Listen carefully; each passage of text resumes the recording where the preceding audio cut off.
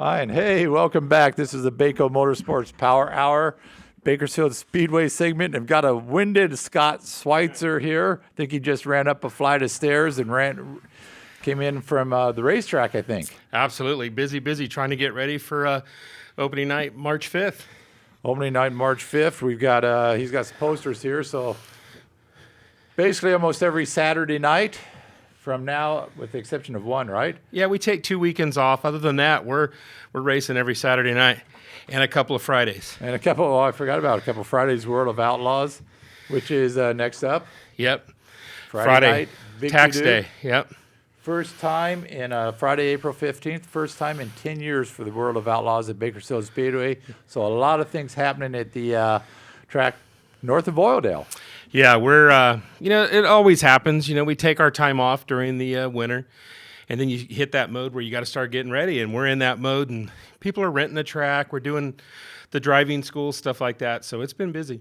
It's funny, you think you're kind of ahead of the game. If it's like anything we do, we think we're ahead of the game, and then it's up on you, and you say, holy smokes, I'm behind. Yeah, it happens every year. We do. We think, oh, we're cruising, we're doing it, making these repairs, painting, doing this. Before you know it, it's like, oh my gosh, we only got 12 days, 11 days, 10 days. So it happens every year. I'm used to it. 14th year of doing it, so we're ready to go. And I think first up, you've got a registration day and testing for basically all divisions this Saturday night. Yeah, everything gets really rolling this Saturday, the 27th. We have registrations where people can buy their car numbers, their parking stalls, and buy a membership to the Bakersfield Speedway. That's from 10 a.m. to 1 p.m. in the front grass area, concession area. And then we gear up for open practice, which is from 5 p.m. to 10 p.m. We like to practice at night under the lights. Track lasts longer, so chance for everybody to come out, shake the cars down, and get a few laps. And generally, about how many cars do you get for this type of open session? Well, we've seen, 30 cars. We've seen 50 cars. It just all depends. A lot of people, we're still working on stuff. I mean, racers and stuff like that wait till the last minute as well. So we're getting a lot of calls from some open wheel guys. So we might see a lot of sprint cars. Hopefully we'll see some of the winged race saver sprints that'll come make a practice to look at the track. I'm sure we'll see some stock cars. That's a huge division that's growing, the IMCA stock cars. So a lot of new cars, a lot of new rookies in that division. So probably see some of them as well. You're starting off opening night on, March 5th. March 5th with West Coast late models. Always a good show. You've got sport mods, hobby stocks, American stocks, mini stocks on that night as well.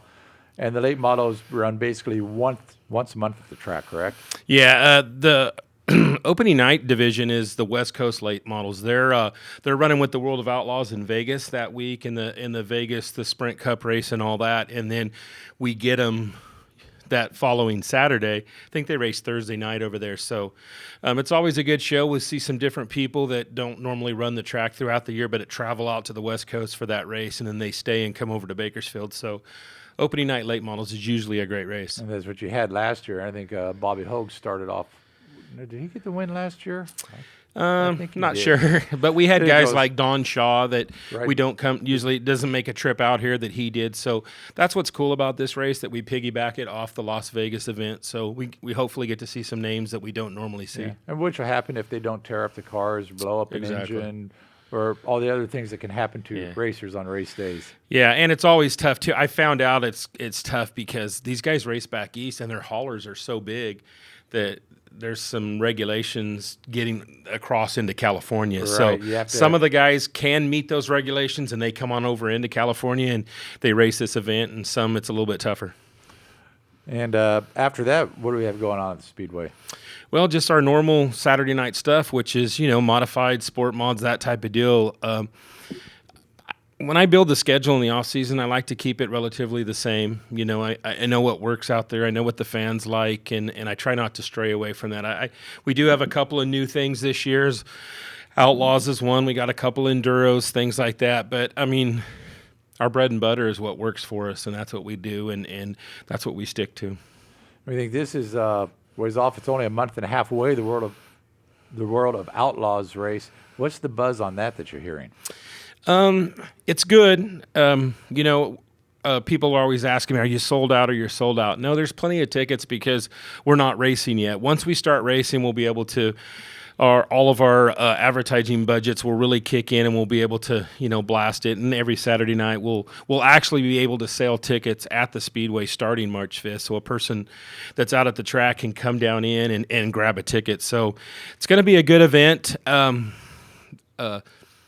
We're really excited that they're on Friday night, and then on Saturday they're going to Paris. So hopefully we get a good amount of cars. There's no King of the West race going on as well, so hopefully some of those 410s will join up. And we're a smaller track, so the World of Outlaw guys, some of the under-budgeted teams have a good shot racing on our small track, more so than a long track like Vegas or Paris. So, and on that, I think Friday night's a little unusual, so it'll be interesting to see what you get on the crowd count. But that should be fine because people like these Outlaws. They haven't been here.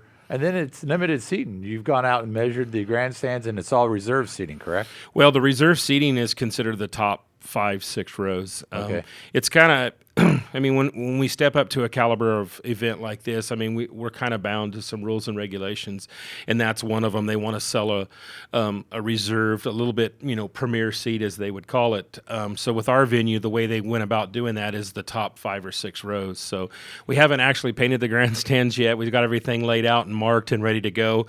We're just busy getting March 5th under our belt and get racing, and then the guys will take 2 days, a Sunday and Monday, and do that a couple of weeks before that event. So, and here's a hint to those not in the reserve seating in turn 4: goggles or face shields. Yeah, it's going to be a crazy night. Those cars For just early on. Yeah, those cars just flat fly, and it's really going to be good to see. And we made a couple of contacts because we're going to be doing a kickoff party Thursday night, and we called Jason Sides, that has the actual one-track record at Bakersfield Speedway when he was in a World of Outlaw car in 2005, and that was his first question: do I still have the track record?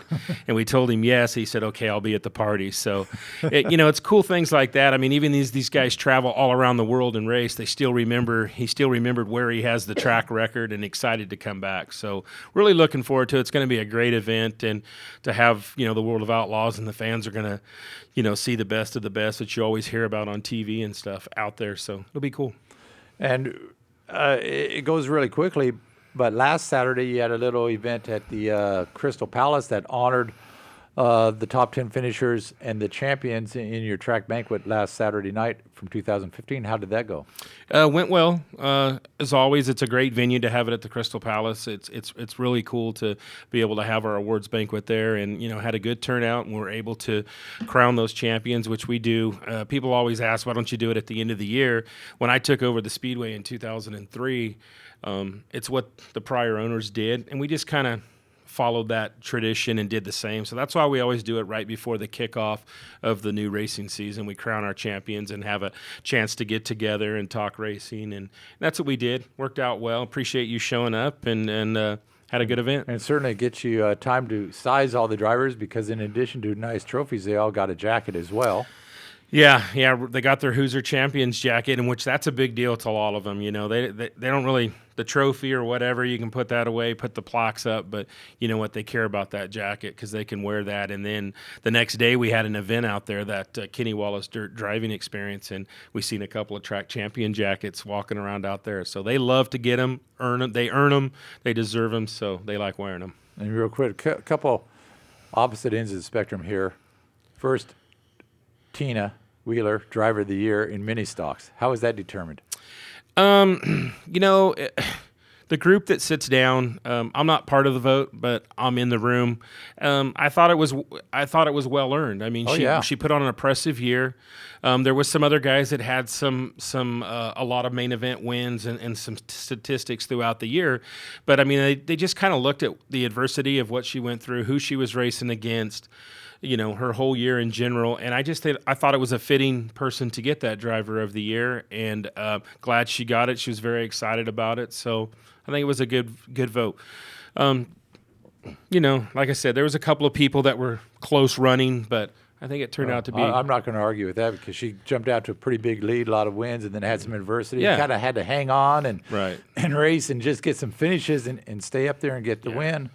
That's good. And I just found out on another note that Andy Gold, longtime Bakersfield Speedway official, passed away Saturday. Andy might have been even before your time. I believe so. He was out there, started taking tickets, I think, in 1962. Wow. And then worked various aspects at the track. Always when Spud was running the track, and I think Bainton and Andy was out there. Wow.